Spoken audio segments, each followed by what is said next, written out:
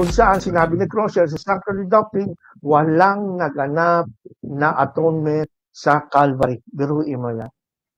Samantalang, ang linaw-linaw mula sa mga banal na kasulatan, ang atonement naganap na sa Calvary. Di ba? Nasa Hebrews din po yan, mga kaibigan. Hebrews chapter 1, verse 3. Ang linaw eh. After making purification.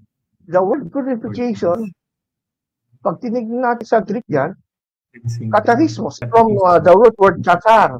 Katar means cleansing, purifying, purification, literal, ceremonial, or moral. So may naganap na purification or katar or cleansing dito sa earth. So kaya sabi ni Jesus, after His making purification, katarismos, from sin, that is the fulfillment ng Day of Atonement sa earth, nung sa cross. He sat down at the right hand of the Majesty of High. Sa inyo, baliktad. Kung kailan siya opo, doon lang siya nagkaroon ng atonement, nag-purify ng sin. Samantalang ang linaw ng Bible, after ng paglilinis, tsaka siya umupo. Sa inyo, kailangan umupo, tsaka magkakaroon ng paglilinis. Oo, yeah. And malinaw naman kay John, malinaw naman kay 1 John chapter 2, hindi ba? Sabi niya, my little children, I'm writing these things to you that you may not sin, but if anyone sins, we have an advocate in the Father Jesus, the righteous, and He Himself is the propitiation of our sins. And diba? And not only for us, but also for the whole world. Nilinis niya na tayo. Propitiation means binayaran niya. So, kaya pag sinabi ng propitiation, ano yun eh? Yan ay handog na satisfied.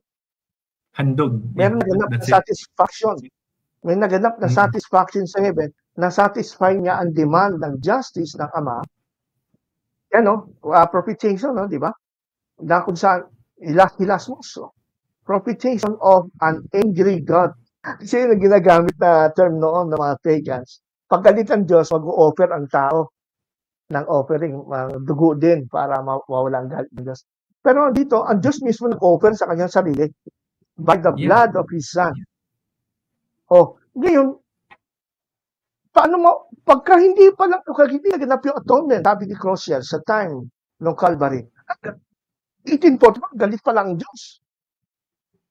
Hanggang ngayon, hindi pa rin masatisfy ang galit ng Diyos. How can He forgive without blotting of sin? Yeah. Mahirap yun. Ang point of propitiation is satisfaction.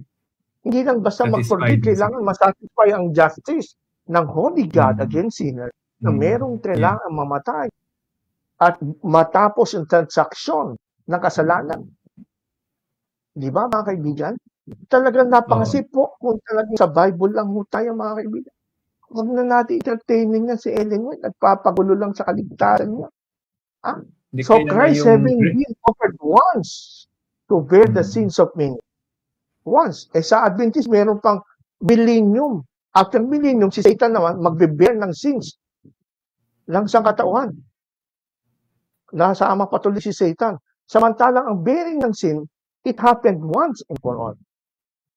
Hindi siya babalik dito to bear the sins. It was done already by Christ. Kaso, binigyan ng chance ng mga Adventist si Satanas. Nagkaroon ng si Satanas ng papel sa kaligtasan. Balang araw, he will bear the sins of the whole world. My goodness. Yes, anong klaseng doctrine?